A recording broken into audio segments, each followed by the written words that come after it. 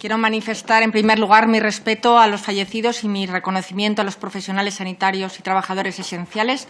Un recuerdo muy especial a los 19.000 mayores fallecidos en residencias, a sus familias y a los profesionales que trabajan en ellas.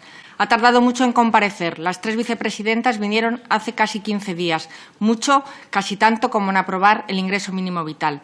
El 13 de enero publicaba el Boletín Oficial del Estado sus competencias, señor Iglesias, en materia de bienestar social, familias, infancia, mayores, dependientes, discapacidad, juventud y animales. Se lo recuerdo simplemente. Señor ministro de Servicios Sociales, usted debería saber que las comunidades de Madrid y Castilla y León tienen los mejores resultados en el informe PISA que evalúa la educación. Y Castilla y León, la comunidad que mejor gestiona los servicios sociales de España. Y Castilla y León y Madrid hoy tienen el mayor presupuesto de su historia en sanidad. Así, de entrada. El coronavirus se ha encontrado a un gobierno de coalición que le ha sobrado arrogancia, errores, mentiras y disputas internas que alimentaba usted. Y le ha faltado anticipación, acierto y transparencia. Incapacidad de anticipación. En febrero la OMS hacía 5 llamadas al Gobierno de España para que hiciese acopio del material cuando más efectivo era, al inicio de la crisis. Adoptar medidas urgentes, impedir el movimiento de la población y llevar a cabo test masivos. Y alertaban, además, de la vulnerabilidad de las personas mayores. Su competencia, señor Iglesias. Mientras esto ocurría, en el mes de febrero, no ejercía sus responsabilidades como ministro de Servicios Sociales y se dedicaba a hablar de República, de dictadura, de Franco, de Chile, de fascismo, de Podemos, de eso de sus sueldos y las limitaciones de mandatos. El Centro Europeo para el Control y Prevención de Enfermedades llamaba a evitar actos multitudinarios y usted llamaba a participar en las manifestaciones del 8M. Esta semana hemos conocido el engaño masivo. La ministra de Igualdad reconocía en un vídeo que el 8 de marzo ya había un grave riesgo de contagio y que por entonces otros países habían tomado medidas superdrásticas, lo decía ella. Si usted lo sabía, si el ministro de Servicios también lo sabía, ese día, el 8M, el coronavirus ya acampaba a sus anchas en algunas de las residencias de mayores. Una vez más, antepuso la ideología por encima de la salud, la ideología por encima de proteger a los mayores. Reaccionaron tarde, el 14 de marzo, arrastrado por las comunidades autónomas del Partido Popular, de Madrid, de Galicia, de Castilla y León. ¿No cree que su Gobierno debería haber tomado decisiones políticas a la altura de las circunstancias, oyendo las alertas y las recomendaciones de la OMS y la Comisión Europea? ¿No cree usted, ministro de Servicios Sociales, que debería haber tomado medidas para proteger a los españoles más vulnerables, a los ancianos que viven en las residencias, a las personas con discapacidad, a la infancia? Su actitud como ministro de Servicios Sociales ha sido de vuelo bajo, negando el problema primero y no ejerciendo de ministro de Servicios Sociales después. La OMS, el 16 de marzo, lanzaba un mensaje muy sencillo. Test, test, test. ¿Qué hicieron ustedes? Una gestión errónea e ineficaz. Primero, la centralización de las compras en el Ministerio de Sanidad fue un fracaso. El Gobierno, señor ministro, ha sido incapaz de adquirir equipos de protección individual y material sanitario y distribuirlo a las residencias de mayores. Usted, junto con el ministro de Sanidad, en una comparecencia pública, se comprometieron públicamente a enviar este material a las residencias de mayores. Mientras, las residencias de mayores, como no llegaba, estaban desabastecidas de material, que acudían al mercado privado mientras el Gobierno confiscaba las compras y mientras fallecían las personas mayores en las residencias. Compraron su Gobierno, sí, 640.000 test de diagnóstico rápido defectuosos y muchas mascarillas fake. ¿Cuántos de los 19.000 fallecidos en las residencias estarían vivos hoy si no hubieran cometido tantos errores? Sin duda, su gestión en la crisis de las residencias ha sido nefasta y negligente. Las medidas para prevenir y proteger a los mayores llegan tarde, convirtiendo a algunas residencias en una verdadera trampa mortal. Deberían haber adoptado medidas preventivas al amparo de la Ley General de Sanidad. Deberían haber abordado la situación como un problema de salud pública, con el mando único. Pero hicieron cosas bien distintas. Un protocolo del 5 de marzo. Protocolo del 5 de marzo, recomendaciones a residencias de mayores, que decían que tenían que abordar el coronavirus como si fuera una gripe. Ese es el protocolo que ustedes ocultaron y quitaron en la web. Un protocolo que estuvo vigente hasta el 24 de marzo.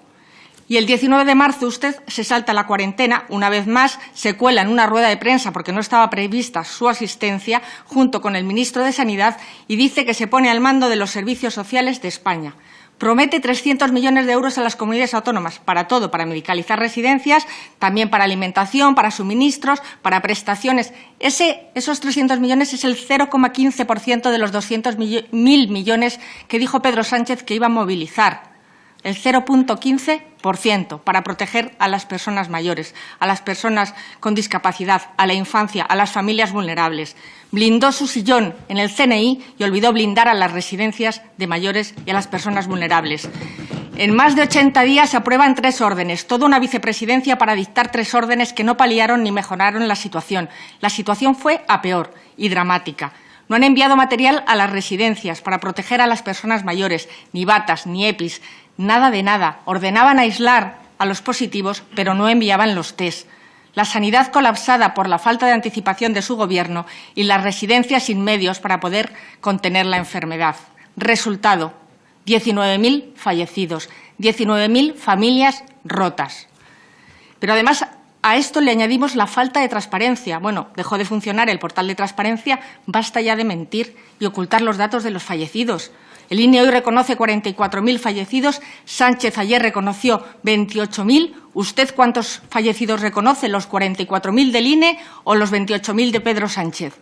Ayer fallecían en Castilla y León 4 personas, mientras el presidente Sánchez venía aquí a decirnos que no había fallecidos. ¿Cómo es esto posible?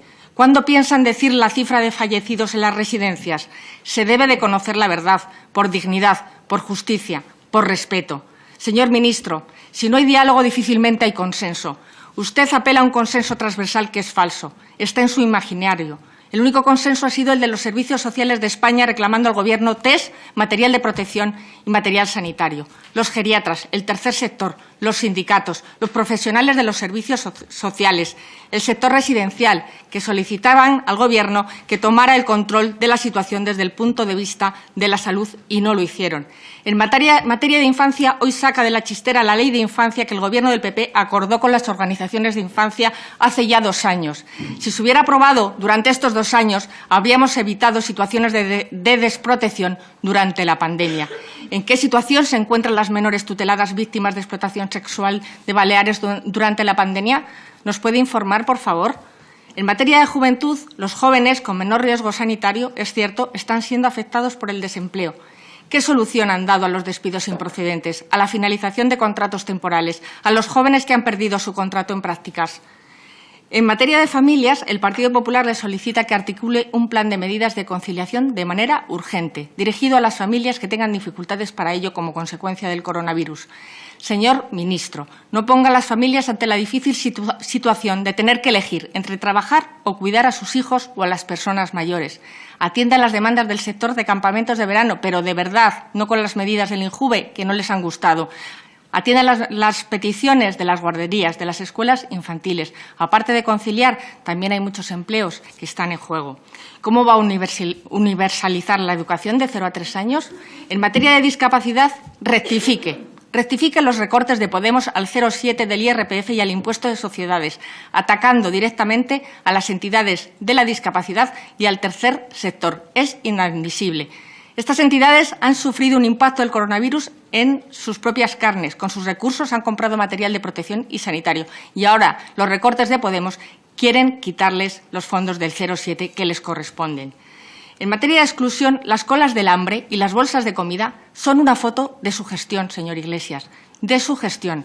Se ha creado una vicepresidencia, un ministerio, un alto comisionado para la lucha contra la pobreza infantil, una secretaria de Estado de Agenda 2030, una dirección general de políticas palanca, una estructura incapaz de evitar las colas del hambre y el sufrimiento de las familias por no poder dar de comer a sus hijos, pero muy capaces para incrementar el gasto durante el estado de alarma, creando nuevos altos cargos o creando, como hoy, nuevas direcciones generales para sus mejores amigos.